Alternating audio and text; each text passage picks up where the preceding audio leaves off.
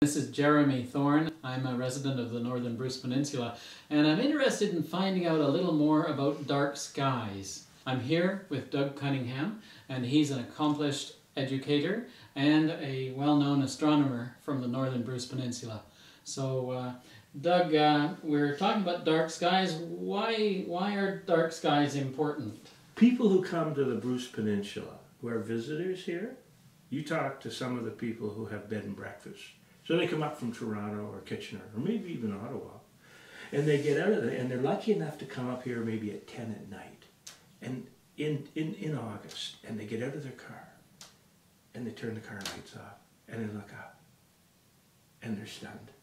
They look up, and they say, "Oh my God, look at the stars."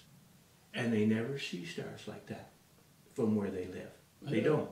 Why don't they see stars like that elsewhere? Well, light pollution.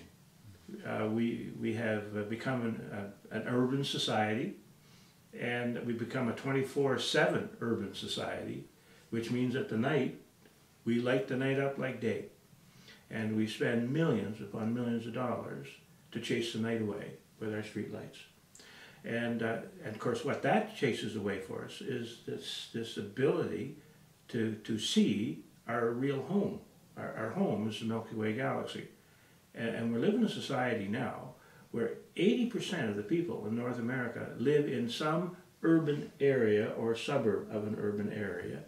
And 90% of the people in Western Europe and in North America live under skies that are light degraded to some extent.